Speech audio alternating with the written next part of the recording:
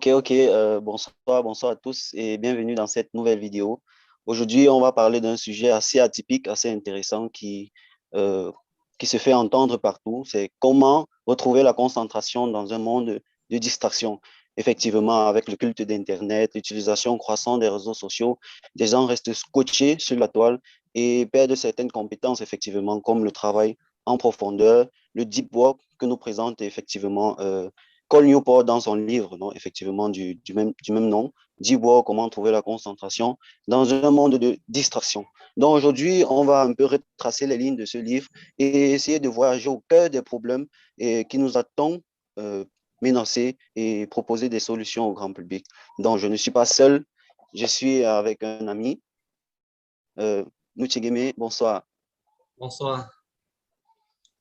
Bon, on va d'abord commencer par des présentations pour que l'auditoire puisse savoir à qui ils ont affaire. Et si tu peux te présenter.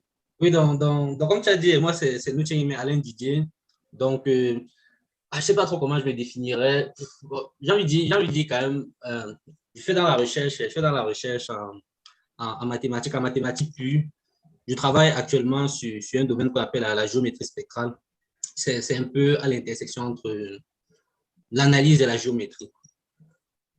Donc voilà, actuellement, je suis en train de faire un doctorat dans ce sens. Particulièrement, je travaille sur ce qu'on appelle l'optimisation géométrique. C'est un peu en fait l'idée de regarder en fait le lien qu'il y a entre les propriétés physiques d'un objet et la géométrie de l'objet.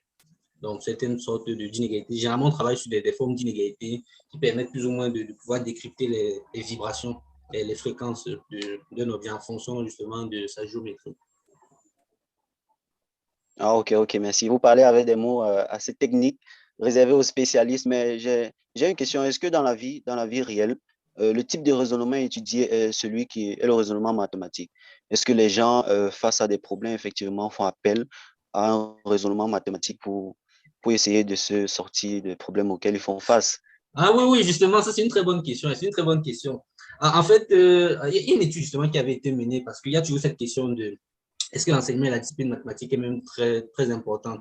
Il y a une étude qui avait été menée sur certains jeunes. Donc, on étudiait en fait les jeunes qui n'ont pas reçu d'enseignement mathématique dans leur enfance. On se rend compte que pour certains problèmes de la vie courante, c'est-à-dire les problèmes, c'est pas par exemple, vous devez organiser une fête, il faut faire sortir les chaises et tout ça. On se rend compte qu'il y a souvent un déficit de raisonnement chez les personnes qui n'ont pas une culture mathématique. Ça semble quand même assez anodin, c'est-à-dire que il n'a pas besoin du théorème de Pythagore, par exemple, pour faire sortir les chaises, etc.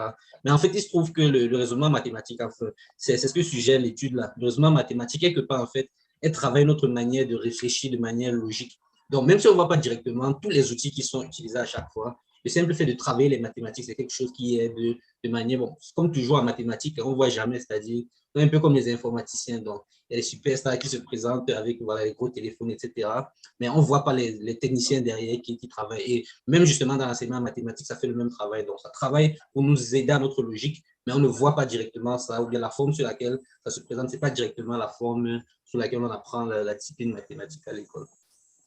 Ok, mais aujourd'hui, est-ce que vous ne voyez pas que la part du problème résiderait aussi sur la façon dont ces mathématiques sont enseignées? Est-ce que si on ne les enseigne pas pour effectivement préparer ces enfants à faire face à de tels problèmes dans la vie quotidienne, est-ce qu'ils ne vont pas toujours rester de façon un peu comme s'ils n'avaient jamais fait ces mathématiques? Aujourd'hui, on le voit, on tend vers les méthodes d'enseignement qui n'ont pas été toujours sur la grande table. On parle d'APC. Je pense que c'est quelque chose qui nous permet aussi de rapprocher ces mathématiques à la vie quotidienne.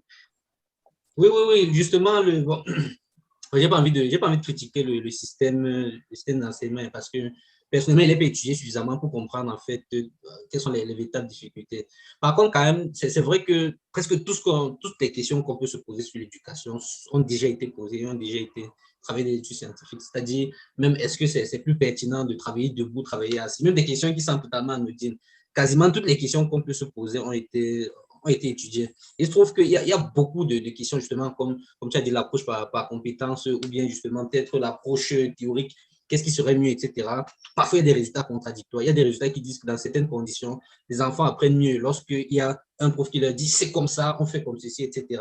Et qu'après, ils vont peut-être chercher à découvrir. Mais il y a d'autres études qui disent que voilà, parfois, venir avec le problème d'abord, puis essayer de faire en sorte que l'étudiant comprenne, etc. Dans certains cas, ça peut fonctionner. Et puis, il n'y a pas que ça, c'est-à-dire qu'on peut avoir, bien entendu, le résultat qu'on veut, mais il peut y avoir aussi des coûts humains qui sont exorbitants. En Corée du Sud, par exemple, donc si on regarde d'un point de vue de la productivité, ces gens-là ils sont extrêmement bons. Mais quand tu regardes aussi en termes de taux de suicide, ou bien tu regardes en termes de... Quand tu regardes même en fait leur appréhension du travail, c'est vraiment... Il y a vraiment en fait une idée que si quelqu'un s'amuse, par exemple, c'est qu'il est un traître pour le redressement national. Par contre, il y a d'autres approches dans les pays, surtout de l'Europe du Nord, où ils n'ont pas ce genre d'approche, c'est-à-dire qu'en fait, l'approche scolaire est un peu plus... Donc, ils n'ont même pas nécessairement de notes, c'est-à-dire qu'ils évoluent juste comme ça, il n'y a pas de système de notation, etc. Mais on se rend compte que dans les concours internationaux, ils prennent des médailles d'or, ce genre de choses. Donc voilà, immédiatement, c'est pour ça que je n'ai pas envie de m'exprimer vraiment sur le sujet, parce que apparemment, le problème est beaucoup plus complexe que ça pourrait sembler. Mais peut-être aussi dans certains cas, moi je pense personnellement, en tout cas, de l'opinion que j'ai actuellement, c'est que les deux approches sont importantes. C'est-à-dire qu'il faudrait d'une part aussi la partie purement théorique, la partie purement abstraite, et puis d'une part aussi une partie qui approche un peu par compétence, peut-être avec un petit problème comme ça, pour essayer de faire une bonne jonction entre les deux. Effectivement. Merci pour vos éléments de réponse. Aujourd'hui, quand vous dites aux gens, vous êtes mathématicien, on se demande bien que, wow, c'est quel type de métier ça? De quoi est fait la vie d'un mathématicien? De quoi est fait votre quotidien? À quoi ça ressemble?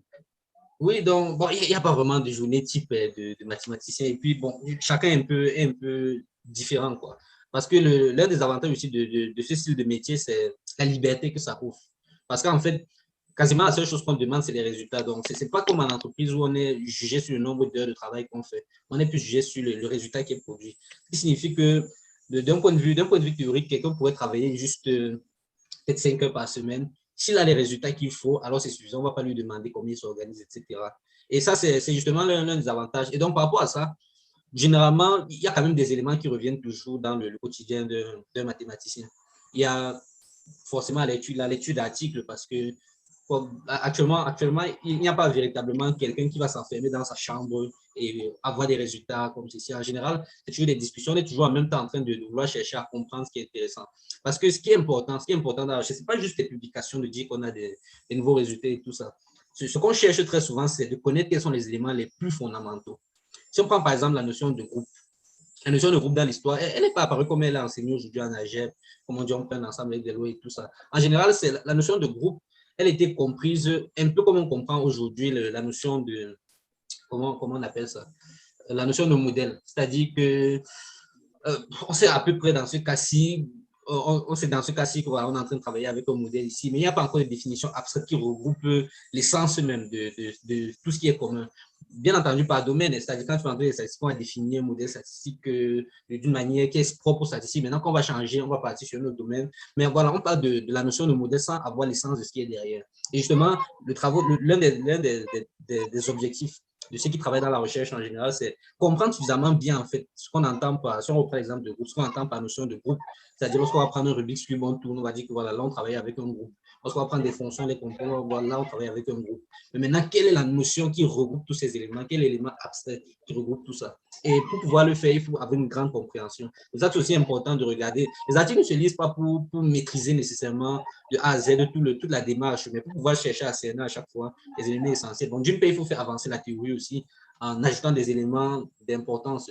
Mais d'autre part aussi, il faut essayer de regrouper les éléments et de chercher à faire des connexions intéressantes, pas juste des connexions pour faire des connexions, mais des connexions qui peuvent être intéressantes avec des domaines, de sorte à pouvoir résoudre la plupart des problèmes d'un domaine en utilisant essentiellement les outils d'un autre domaine. Et c'est à peu près un peu de ça que c'est fait de lecture comme ça. Il y a aussi des discussions, bien entendu. On discute avec les gens de notre domaine, des gens de domaines différents. Parfois, en discutant avec quelqu'un sur, je sais pas, des équations stochastiques, il peut dire un truc qui n'a rien à voir et puis tu entends ça différemment et puis ça t'aide à avancer dans ton propre travail. Ou bien l'autre élément qui est aussi important, c'est l'élément de travail personnel, c'est-à-dire les mots, tu vas rester juste là devant un tableau et tu vas chercher en fait à comprendre ce qui se passe derrière et peut-être essayer de voir si tu ne peux pas pousser les choses un peu plus loin. À chaque fois, voilà, peut-être un jour comme ça, un résultat intéressant peut tomber de tout ça. Et puis aussi certains qui décident d'enseigner. C'est-à-dire, en même temps, il y a le contact avec les étudiants qui peut aussi, de temps en temps, apporter des bénéfices. Voilà, donc c'est en général ça, les éléments qui reviennent, mais en fonction de la manière dont un mathématicien s'organise dépend en gros de lui-même. Ok, merci. Mais au-delà de cette vision assez technique qui apparemment est liée au domaine des mathématiques, j'aimerais savoir, est-ce que la vie d'un mathématicien ressemble-t-elle à celle d'un entrepreneur, à celle d'un ingénieur, à celle d'une ménagère aussi, ou bien sa vie est seulement aussi faite seulement d'abîmes, de problèmes auxquels il essaye de se démêler face à sa feuille de papier et son stylo en main? Ah Est-ce que sa oui, vie oui, n'est non, que là aussi ça dépend. mathématique? Non, là aussi ça dépend bien entendu de la personnalité. Il y a des chercheurs en mathématiques qui ils partent dans les fêtes, c'est-à-dire, là peut-être c'est 5 heures de travail par jour qui s'imposent. Et après ça, il part faire des fêtes, après ça, il part, je sais pas, il part jouer à la console avec des gens, etc. Ou bien il peut décider de, je sais pas, d'être dans des introspections, de voyager de temps en temps pour se retrouver seul, etc. C'est ça le sens de ta question. Effectivement. Oui, oui, non, non, là, ça dépend, là, ça dépend. Là, ça dépend. C'est pas que c'est une contrainte que si je deviens mathématicien, alors voilà, tu seras un peu comme un moine dans ta chambre, etc. Non, non, Effectivement. non. Non, non, il y a des gens qui ont des vies bien remplies. Et puis, il y a des gens, là, ça dépend vraiment de chacun. C'est pas interdit de regarder Netflix. Bon, ok, merci. Bon, après cette digression, on va entrer dans le vif du sujet. Aujourd'hui, effectivement, des personnes peinent à se concentrer et on se demande pourquoi. Avec l'utilisation à outrance des réseaux sociaux, de Facebook, d'Instagram, les gens restent scotchés sur le net et perdent certaines facultés. Donc aujourd'hui, selon vous, pourquoi des personnes, effectivement, peinent à se concentrer? Pourquoi il y a autant de distractions dans le monde, effectivement? Oui, oui, justement, ça, c'est une très bonne question. C'est une très bonne question. En fait, ça, c'est même pas moi qui le dis, c'est Idriss Abeka, un conférencier assez connu. Il dit qu'en fait, la monnaie de la nouvelle économie, c'est-à-dire l'économie de la connaissance, c'est l'attention et le temps. Ça, c'est les deux monnaies principales de l'économie de la nouvelle connaissance. Ça veut dire quoi? Ça veut dire que pour apprendre n'importe quelle nouvelle compétence, il faut non seulement de l'attention, c'est-à-dire donner l'attention à ce qu'on a envie d'apprendre, mais il faut aussi du temps. Il faut ces deux éléments.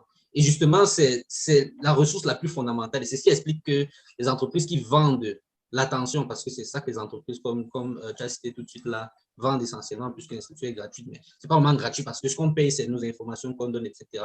et l'attention qu'on leur donne. Donc, nous, on paye en attention et en temps. Et justement, eux, ils parviennent donc à utiliser ça pour. C'est pour ça qu'ils sont plus riches que des entreprises pétrolières, par exemple. Quand tu regardes en bourse, là, Total, je n'ai pas regardé les chiffres des mains, mais Total est véritablement très loin derrière par rapport aux entreprises comme les Amazon et tout ça. Alors qu'ils ne vendent aucun produit physique. Et en fait, je n'ai pas envie d'accuser des gens, mais j'ai pas envie d'accuser les gens qui scrollent, par exemple, sur les réseaux sociaux et tout ça. Parce qu'en fait, les personnes qui font en sorte que nous sommes addicts à ces réseaux sociaux-là, c'est des personnes qui ont beaucoup étudié, en fait, le comportement humain. Ils ont beaucoup étudié les éléments qui déclenchent la réaction, qui déclenchent l'action. Ils ont beaucoup étudié tout ça. Il y a un très bon livre même par rapport à ça qui s'appelle Hook.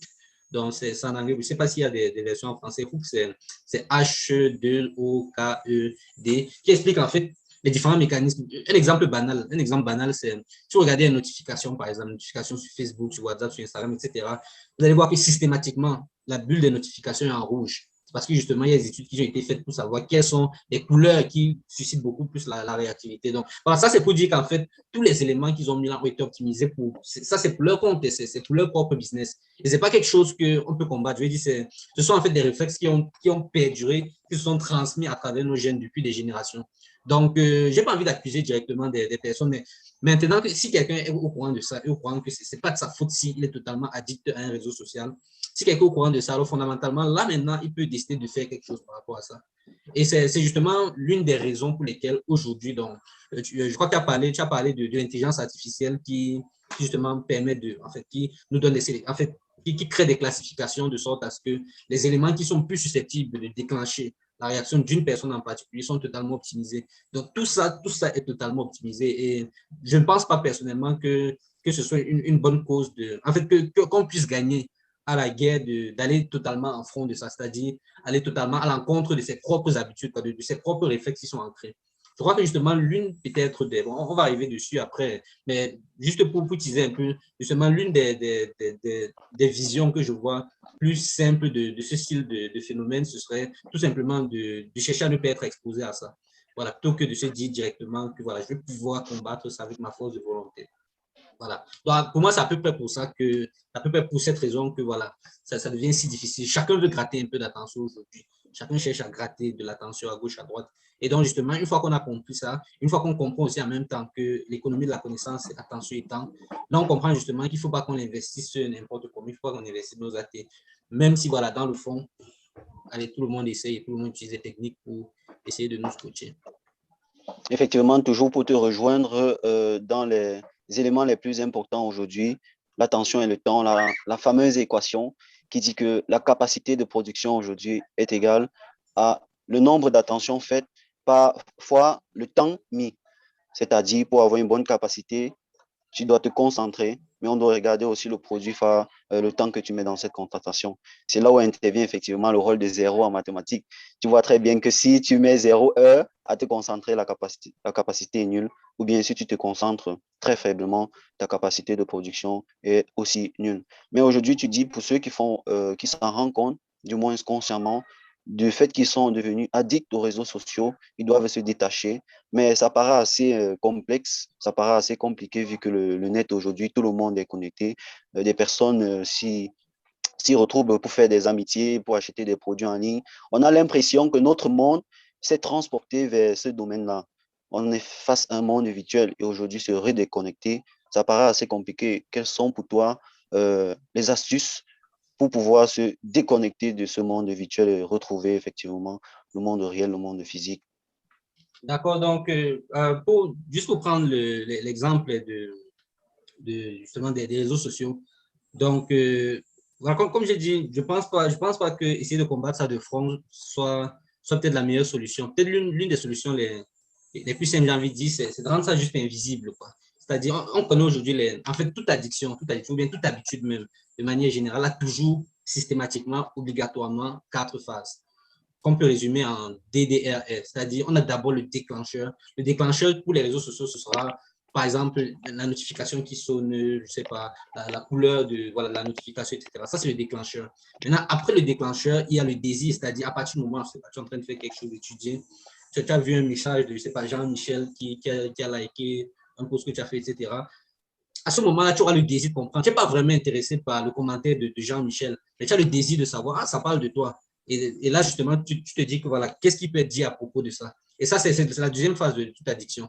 Puis la troisième phase, c'est la routine, c'est-à-dire qu'une fois que tu auras le désir, il faut que tu satisfasses ce désir-là. Tu vas faire donc la chose habituelle. Dans le cas des réseaux sociaux, ce sera de prendre le téléphone et voilà, de regarder justement ce qui a été dit, etc. Et après, donc maintenant, tu as la récompense. La récompense, c'est, bon, dans le cas des réseaux sociaux, justement, c'est le chute de dopamine que tu reçois à la fin quand tu as la réponse. Donc, justement, l'une des tactiques les plus faciles pour contrer ça, parce qu'on ne peut pas aller à l'encontre d'une habitude qui est ancrée. Et ça va prendre du temps, évidemment. Mais s'il est possible de rendre ça invisible, c'est-à-dire que tu ne vois plus du tout les notifications, là, tu vas te rendre compte que tu as besoin d'un effort conscient. À ce moment-là, tu te rends compte. Tu as besoin d'un effort conscient pour décider d'ouvrir l'application qu'il te faut pour voir véritablement ce qui est dit à l'intérieur. Donc ça, c'est peut-être l'un des moyens les plus faciles. Évidemment, au début, c'est difficile à cause d'un phénomène qu'on appelle je sais pas comment traduire, on appelle ça le fear of missing out, c'est-à-dire que c'est en fait la sensation que tu es en train de rater quelque chose, qu'il y a un truc qui est en train de se passer là, mais tu n'es pas connecté, tu ne sais pas ce qui se passe. Et justement, pour prendre juste même un exemple que Tal Newport dit dans son livre, il dit, parce qu'il a tout un chapitre qui s'appelle Quitter les réseaux sociaux. Mais voilà, dans ce chapitre-là, il ne demande pas vraiment quitter les réseaux sociaux. Ce qu'il dit, c'est justement, il faut un petit peu regarder, parce que justement, si tu dis à quelqu'un qui quitte les réseaux sociaux, il va te présenter les bénéfices, parce que oui, il y a des bénéfices des réseaux sociaux, tu discutes avec tes gens et tout ça. Bon, il dit justement que le problème, parce que là, c'est en fait regarder avec la philosophie du tout bénéfice est bon à prendre. Même si en fait, lorsque tu contrebalances, tu te rends compte qu'au final, tu perds plus. Et ce qu'il dit justement, c'est, il ne dit pas de quitter les réseaux sociaux, mais il dit que d'essayer de regarder, ça c'est ce qu'on appelle la stratégie de Kraftman, d'essayer de regarder parmi les possibles retombées positives et les possibles retombées négatives de quelque chose. Là, c'est quelque chose qui va même totalement au-delà des réseaux sociaux. C'est-à-dire, en termes de prise de décision, c'est pas juste en fait que voilà, il y a un bénéfice ici, alors je le prends. C'est plutôt essayer de regarder objectivement, le plus objectivement possible, parce qu'on ne connaît pas bien entendu l'avenir, mais essayer de regarder le plus objectivement possible entre deux décisions. Donc, on essaie de regarder les avantages possibles et les inconvénients. Essayer de voir si les avantages, en fait, surclassent clairement les inconvénients. Pour moi, c'était facile. Je dis de quitter les réseaux sociaux parce que je regarde les avantages que les réseaux sociaux. Essentiellement, bon, c'est peut-être deux, trois personnes à qui je ne parle même pas souvent, ou bien peut-être deux, trois vidéos marrantes là. Et par contre, je regarde par rapport à ce qui est important pour moi, les inconvénients de ça, voilà. Ça diminue ma concentration. On va en parler encore un peu plus tard. Ça diminue la concentration, ça diminue ma productivité, ça me rend plus anxieux, ça me rend plus nerveux, j'ai plus de stress, etc. Et maintenant, je regarde par rapport donc, à mes propres objectifs, par rapport aussi à ma manière de travailler. Je me rends compte que voilà, je gagne tellement plus à quitter les réseaux sociaux. Donc, je décide de quitter les réseaux sociaux justement par rapport à ça. Donc, c'est pas dire de quitter totalement, mais de regarder objectivement entre tout ce que tu gagnes, tout ce que tu perds, et si tout ce que tu gagnes à exécuter l'action sur place de loin les bénéfices que tu as. Alors, et puis de toute façon, tu vas te rendre compte parce que parfois on a l'impression que si je quitte les réseaux sociaux, on va me demander ce qui se passe et tout ça. Parfois, tu vas te rendre compte que tu quittes même, personne n'a remarqué que tu as disparu. Ouais, c'est bizarre, c'est bizarre. Effectivement, Ouais, c'est tu as l'impression paradoxal. que voilà, que si je quitte, etc., le monde va s'écrouler, mais voilà, tu quittes 2 mois même, on dit, tu n'étais plus là, personne ne sait. Ok, ok, merci. Puisque tu en parles de Cole Newport, effectivement, on en parle aujourd'hui de la concentration dans un monde de distraction. Des gens en ont parlé avant nous, des gens en parleront après nous. Effectivement, ceux qui nous ont dévancés, c'est effectivement Cole Newport dans son livre de Deep Work. Et quelle est l'idée centrale de ce fameux livre aujourd'hui? Oui, donc justement, le thème central, vraiment l'idée directrice qui guide tout le livre, c'est l'idée en fait que dans la nouvelle économie, vous savez qu'il y a deux phénomènes totalement opposés qui arrivent en même temps. Le premier phénomène, c'est que la capacité à effectuer le deep work. Le deep work, en fait, il le définit comment ça, en fait, la capacité à réaliser une tâche en allant jusqu'aux limites possibles de sa capacité cognitive. C'est ça qui est défini comme deep work. Et l'idée centrale, c'est que la capacité totale qu'une personne peut avoir à performer le deep work devient de plus en plus rare, justement à cause de ce qu'on disait avec les distractions et tout ça.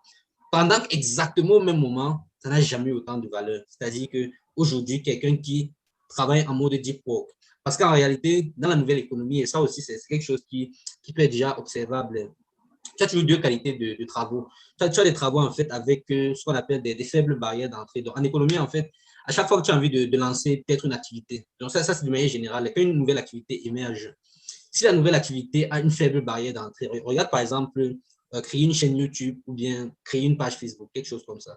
C'est en fait la barrière qui a, c'est l'unique barrière, c'est la barrière psychologique de se dire que les gens vont me voir et tout ça. Mais en fait, il n'y a pas véritablement de barrière physique difficile, inaccessible à tout le monde, quoi. Donc, tout le monde peut créer une page Facebook et tout le monde peut créer une page YouTube. Ce qui fait en sorte que ça va devenir facilement extrêmement compétitif si jamais il faut pouvoir se démarquer dans ce genre d'univers-là.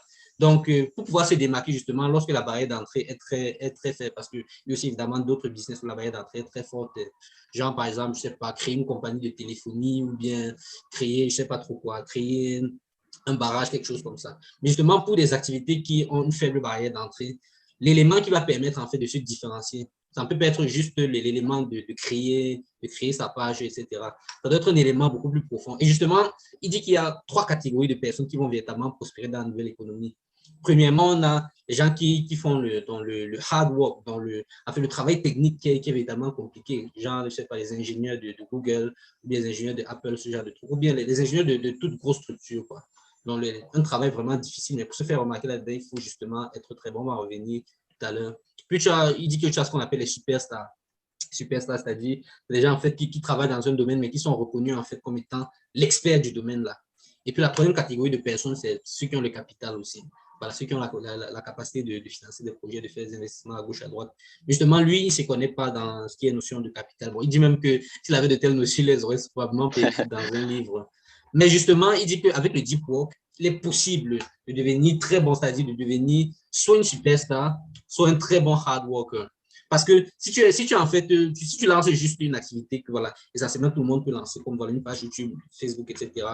Si tu fais quelque chose qui est léger, qui est superficiel, alors tu auras facilement des personnes qui peuvent refaire le même travail. C'est-à-dire qu'une compétence comme par exemple, je ne sais pas, prenons, créer une page Word, écrire un document Word. C'est un truc, même si tu prends quelqu'un qui ne connaît pas, qui ne s'y connaît pas du tout en Word, s'il s'entraîne, je ne sais pas, allez, on va dire 2 heures ou 3 heures, là, il peut connaître déjà au moins, il peut faire un travail au moins acceptable déjà en Word. Si tu as à peu près le même niveau, alors tu n'as pas de plus-value, donc c'est pas intéressant. Par contre, si tu développes des compétences vraiment profondes que personne d'autre ne peut répliquer, ou bien pour répliquer, il faut faire justement un effort que la plupart des gens refusent de faire. Alors là, tu peux effectivement prospérer. Donc, c'est vraiment ça la grande idée c'est vraiment ça la grande idée du livre. C'est le deep work qui peut te permettre d'y accéder. C'est avec le deep work que tu peux développer des compétences profondes, voilà, qui sont difficilement réplicables et qui vont te donner donc de la valeur sur la plupart des marchés avec lesquels tu vas vouloir t'insérer. Ok, effectivement, de la valeur sur le marché, du deep work, quelque chose d'incontournable aujourd'hui en 2021, quelque chose que si un être humain ne veut pas effectivement être jeté, être considéré comme un objet marchand, doit cultiver en termes de compétences. Parce qu'effectivement, aujourd'hui, on en parle d'intelligence artificielle. On reproduit effectivement des robots qui peuvent assurer des tâches d'autres personnes et ces personnes-là sont menacées. C'est-à-dire, imagine-toi si on a un robot intelligent qui puisse balayer la cour, alors le balayeur n'a plus de valeur en soi. Donc, face à cela, effectivement, tu proposes qu'il faut être profondément ancré dans cet exercice de deep work pour devenir des superstars de demain. Mais comment effectivement on se crée, on se ménage effectivement de l'espace dans sa vie pour pouvoir faire de tels exercices intellectuels pour essayer d'expérimenter ce deep work? Oui, oui, justement ça me rappelle, j'étais avec des amis hier, et là, je me suis rappelé qu'il y a une croyance qui est profondément ancrée dans notre culture. Je ne sais même pas d'où elle vient. C'est la croyance que pour pouvoir effectuer justement des tâches de manière générale, c'est-à-dire, par exemple, on discutait, moi, je ne sais plus trop par quoi on parlait, mais à un moment, parce que j'ai des alarmes pour différentes activités. J'avais une alarme justement pour des lectures, parce que voilà, je me donne toujours 1 heure de lecture par jour. Et la personne me demandait effectivement, est-ce que je parviens à suivre justement ce créneau-là? Et il disait oui. Et la première justement qui est ancrée, c'est parce que c'est ce qu'il m'a dit justement que lui aussi il aurait aimé faire ce genre de truc. C'est juste que malheureusement, il lui manque 2 choses. Il a dit il lui manque de la volonté et de la discipline. Il dit que pour pouvoir faire n'importe quoi, il suffit d'avoir de la volonté et de la discipline. Et c'est une croyance qui est vraiment profondément ancrée, alors que malheureusement, c'est vrai que ça paraît, ça peut choquer certaines personnes quand on lui dit ça comme ça, mais ce n'est ni la volonté ni la discipline qui permet d'accéder au deep work. Et c'est pour ça qu'en fait, il y a une grosse étude, ça c'est important quand même, c'est pour ça que j'ai envie d'en parler. Il y a une grosse étude qui a été faite pour essayer de regarder en fait la quantité de volonté. Donc l'étude a révélé que la volonté qu'on a dans une journée est finie. C'est-à-dire qu'à chaque fois qu'on prend des décisions, le niveau de volonté, il faut voir la volonté un petit peu comme une pile. Et à chaque fois qu'on prend des décisions, la volonté se décharge. Donc, qu'est-ce que je porte aujourd'hui? Ça, tu descends un peu. Qu'est-ce que, je sais pas, je mange aujourd'hui, le rouge, etc. Ce genre de trucs. Ça diminue ta volonté, ce qui fait en sorte que plus le temps passe, moins tu as de volonté, surtout pour faire des choses qui sont difficiles. C'est pour ça même aussi que tu vas voir, il y a certains profs qui portent les mêmes habits. C'est-à-dire que c'est même pas nécessairement qu'ils ont juste un habit. Parfois, c'est le même habit qui est répliqué en plusieurs versions parce qu'ils ont compris ça de manière intuitive. Mais il y a une étude qui a été faite. L'étude, en fait, portait sur quoi donc? On prend des étudiants et on les met dans 2 pièces. Même pas des étudiants, c'est juste des jeunes. On les met dans 2 pièces. Dans la première, 2 pièces identiques, il y a juste une différence. Dans la première pièce, voilà, ils sont juste assis là et il y a des exercices de maths à faire. Ils sont bien échantillonnés là pour que ce soit bien représentatif. Donc, on les prend comme ça, on les met dans une salle, ça c'est le groupe test. Puis maintenant, dans l'autre groupe, on prend toujours des étudiants, là, on les met, toujours des jeunes. La seule différence, c'est on les assoit, mais on met une boîte de cookies à côté d'une boîte de biscuits. On leur dit de ne pas toucher à la boîte de biscuits, de juste faire l'exercice. Et ce qui se passe, c'est qu'en fait, au fur et à mesure que la journée passe, eux, ils sont en train de combattre, c'est-à-dire ils sont en train de combattre, ils utilisent beaucoup de leur force de volonté pour combattre en fait ces tentations-là. Et en fait, c'est ça qu'il y a toute la journée, on est en train de combattre nos désirs. Ce que l'étude a révélé, c'est que les personnes justement qui étaient dans le groupe où il y avait des cookies, ils abandonnaient beaucoup plus pour les exercices difficiles parce que les exercices étaient classés par difficulté. Donc, tu as des exercices certains qui sont un peu plus faciles là, puis des exercices qui sont plus difficiles. Et maintenant, les exercices qui sont plus difficiles, les gens le faisaient moins quand ils étaient dans le groupe où ils devaient résister à une tentation qui était permanente. Donc, c'est un peu ça. Donc, la volonté est finie. C'est pour ça que justement, Deep Work propose de construire une architecture complexe. C'est-à-dire que, je vois aujourd'hui, on parle déjà beaucoup trop de motivation partout, travailler, etc., etc., faire des vidéos, etc. Je ne veux pas dire qu'il n'y a rien contre. Je pense quand même que c'est vraiment problématique. Mais ce n'est même pas de ça que je veux parler. Je veux dire qu'en fait, je trouve que la motivation est trop surcotée aujourd'hui. L'environnement compte souvent beaucoup plus. Et Deep Work aussi, justement, quelque part, il nous aide un peu à construire cet environnement, un environnement, en fait, qui te permet de performer le Deep Work. Et le Deep Work aussi, parce qu'il faut aussi le dire, le Deep Work, ce n'est pas un truc qui est infini. Le Deep Work, il y a aussi des études qui ont été faites pour essayer d'évaluer la capacité de Deep Work qu'un individu peut performer dans une journée. à moins qu'il y ait vraiment une motivation extérieure, comme c'est par la veille des examens, ce genre de trucs. Le deep work, en général, il tourne autour de 4 heures dans la journée. Tu ne peux pas vraiment performer plus de 4 heures de travail vraiment profond dans la journée. Une fois que tu sais ça, tu peux donc investir justement bien ces 4 heures-là pour pouvoir, pour en fait réussir à optimiser. Donc, vraiment les 4 heures de deep work. Mais il faut se mettre dans un bon écosystème. Attends, rappelle-moi un peu, ta question, c'était quoi précisément? Donc, effectivement, comment donner conseil à ces personnes-là qui aujourd'hui font face au fait qu'ils sont très addicts aux réseaux sociaux et qui aimeraient pratiquer ce deep work. Des Ah, conseils assez d'accord. pratiques et techniques pour leur permettre d'implémenter ça dans leur vie quotidienne. D'accord, oui. Donc, ce que Cal Newport propose, c'est il a quatre règles du travail profond. La première règle qu'il donne, c'est de travailler en fait profondément. Bon, c'est vrai que c'est facile de dire ça comme ça, mais ce qu'il veut dire en fait par là, premièrement, il faut connaître sa philosophie du travail. Parce que quand Newport écrit son Effectivement. livre là, c'est aussi voilà, c'est un livre un peu générique. Mais il y a différents, tu vois, il y a des personnes qui travaillent presque comme des moines. Donc, si on parle à des étudiants, par exemple, on ne va pas leur dire, je ne peux pas conseiller de travailler comme moi je travaille. Parce que lui, là, c'est quoi à faire. Il a beaucoup d'obligations qui viennent de l'extérieur. Il ne peut pas vraiment 100% organiser son travail comme il veut. Donc, quand Newport propose 4 philosophies du travail, il y a justement la philosophie de moine, comme je disais, donc quelqu'un qui s'enferme dans, Monastique, voilà, monastique, ouais. Quelqu'un qui s'enferme dans sa cabane là, il travaille, etc. Voilà, puis tu as le semi-moine, j'ai envie de dire, c'est-à-dire que c'est par bimodal, période, voilà, bimodal, exactement, un peu comme justement Carl Gustav Jung. Donc, il travaille de effectivement. manière générale, mais il s'offre un peu des vacances. Bill Gates fait aussi ça. Il s'offre un peu de temps en temps des vacances où il peut vraiment se mettre dans un mode de réflexion profonde. Et puis, voilà, tu as aussi de la philosophie, j'ai envie de dire journalistique en premier, parce que la philosophie journalistique, c'est quand même une philosophie qui est un peu plus visible, c'est-à-dire de temps en temps, chaque fois que tu trouves des créneaux, voilà, tu trouves une heure, là, d'avancer là-dedans. Donc, tu peux essayer de mettre un diplôme là, une heure là. Si je crois que c'est un peu plus adapté même dans un contexte africain, où justement, où tu as beaucoup de contraintes qui viennent de l'extérieur, on vit beaucoup en famille, tout ça. Tu vas pas avoir tu peux pas avoir véritablement une vie monastique. Mais il y a aussi la philosophie rythmique pour quelqu'un qui vit seul. C'est-à-dire que tu te donnes un créneau, je sais pas, par exemple, chaque jour, c'est ça que moi j'utilise, que par exemple, chaque jour, dans cette période-ci, voilà, fais mon diplôme de 4 heures du temps, et puis le reste maintenant, tu peux occuper ça avec différentes activités. Et c'est à peu près ça, c'est les 4 grandes philosophies. Et puis, bien entendu, les éléments de, quand tu travailles, de supprimer toutes les notifications parce que c'est important. En fait, pendant les diplômes, il faut qu'il n'y ait aucune interruption possible. Dans la pratique, parce qu'ils ne donnent pas quand même comment faire dans la pratique. Peut-être après, on va en parler. Mais ça, c'est la première règle qu'ils donnent. Donc, travailler vraiment de manière profonde, c'est-à-dire considérer ça comme quelque chose d'important. Ensuite, il parle de l'importance de l'ennui. Parce que, justement, c'est vrai quand même que dans ce mouvement qui est toujours en permanence, où il faut toujours faire quelque chose, qu'on n'est pas en train de faire quelque chose, c'est comme si on ne faisait rien. On oublie un petit peu l'importance en fait de l'ennui. Parce que l'ennui aussi, ça sert, c'est-à-dire c'est pas si facultatif que ça de se reposer, quoi. Donc, d'avoir des éléments où véritablement tout ce qui est cognitif est off, quoi. Que véritablement on s'arrête complètement de. Donc, c'est pas que tu vas regarder un film ou quoi, etc. C'est vraiment que tu t'arrêtes complètement pour, par exemple, profiter d'une vie sociale bien remplie, quoi.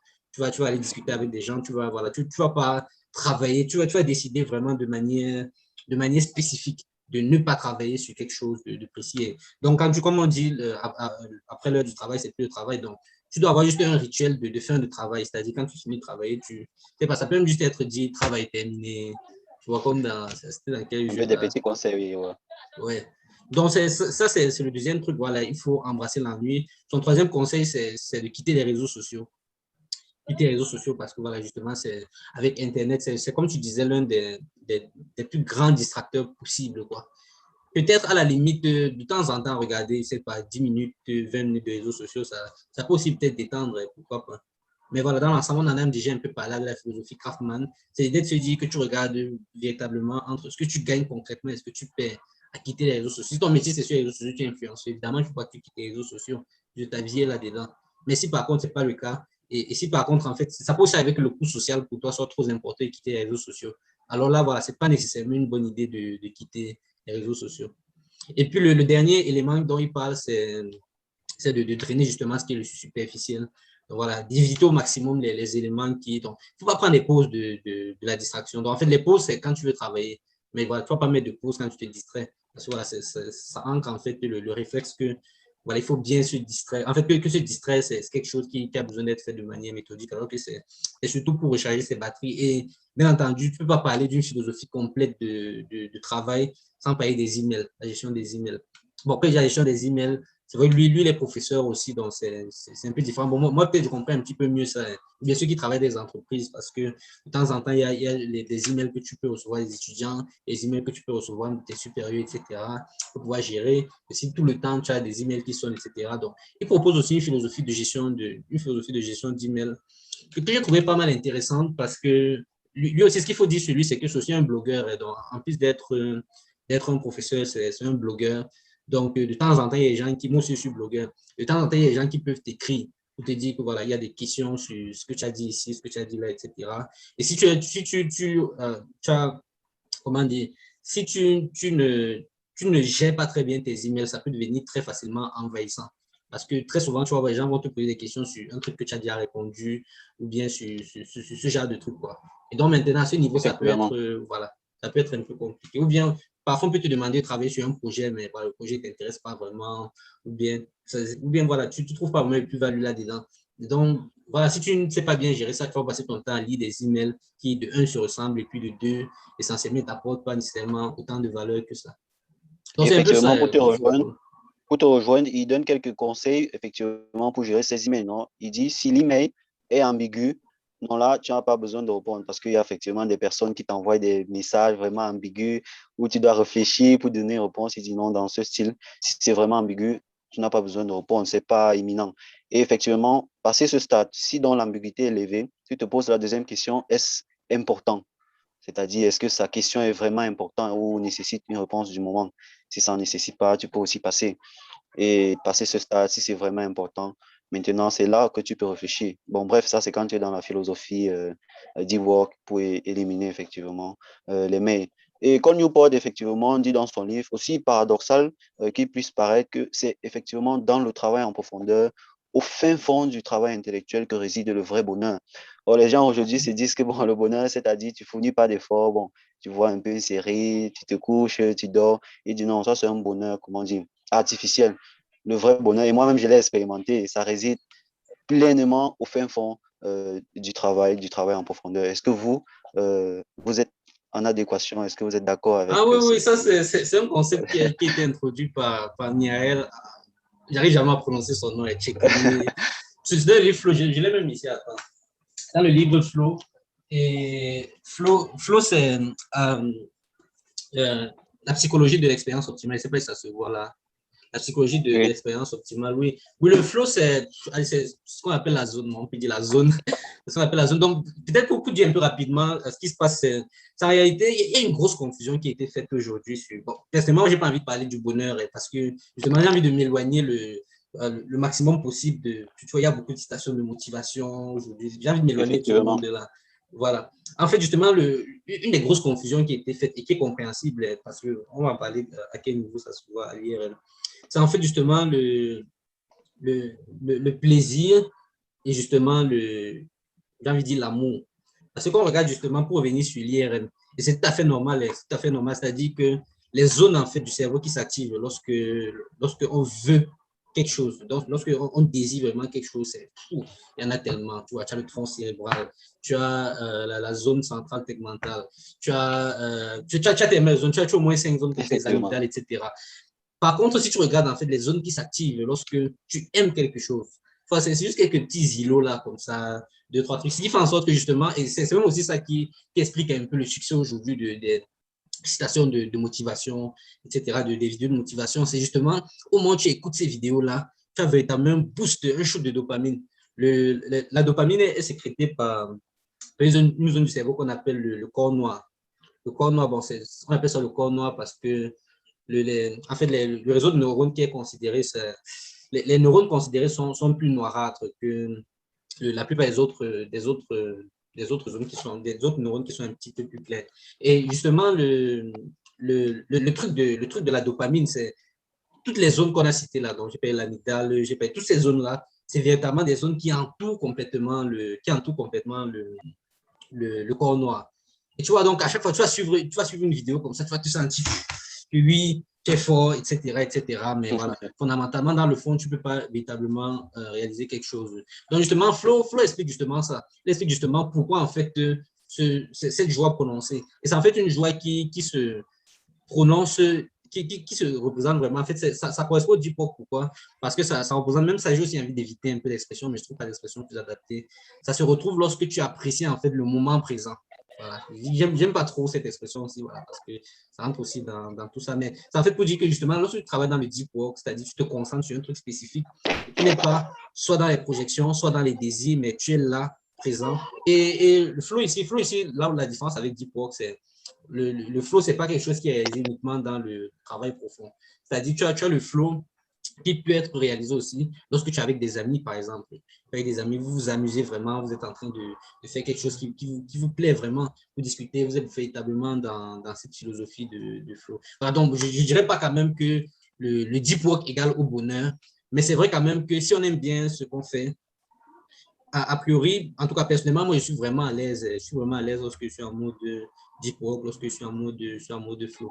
Et maintenant, voilà, je recommande aussi peut-être ce livre. Bon, ça c'est un livre quand même qui est assez lourd parce que je ne sais pas si ça se voit là, mais c'est 300 pages et c'est écrit vraiment en police de, j'ai envie de dire. Et c'est un truc qui est quand même pas mal long et tu vois aussi la bibliographie qui est vraiment. Sa Tu peux bibliographie tout au seule, moins ça te fait donner déjà. le nom du livre pour nos auditeurs. Ah oui, j'ai dit flow, des OK. Psychology of Optimal Experience. Sauf je ne sais pas s'il y a une version en français, probablement, c'est quand même un livre qui est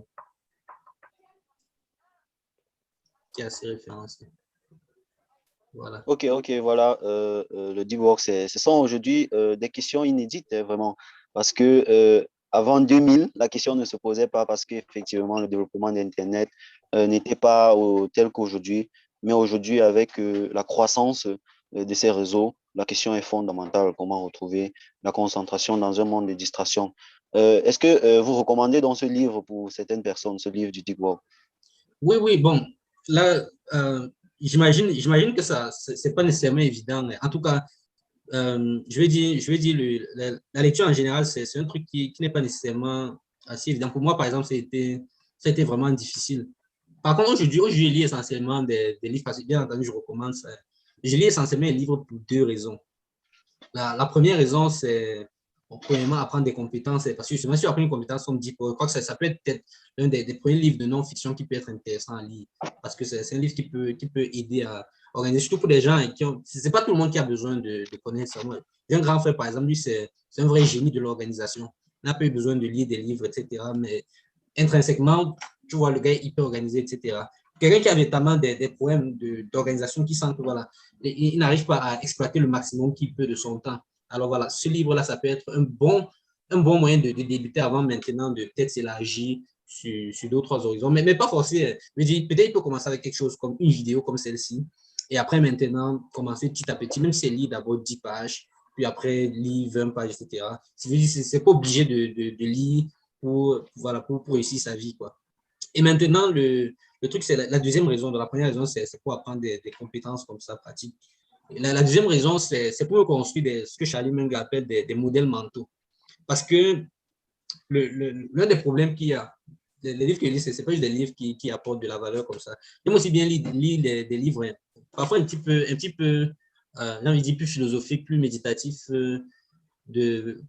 choix du genre de livres comme Science et méthode de Henri Poincaré, pour en fait me construire ce qu'on appelle les modèles mentaux, parce que le problème avoir juste une vision, et c'est normal, je veux dire, on n'est pas conscient de ce qu'on ne sait pas. C'est-à-dire qu'il y a toujours ce qu'on sait, mais voilà, on ne sait pas ce qu'on ne sait pas.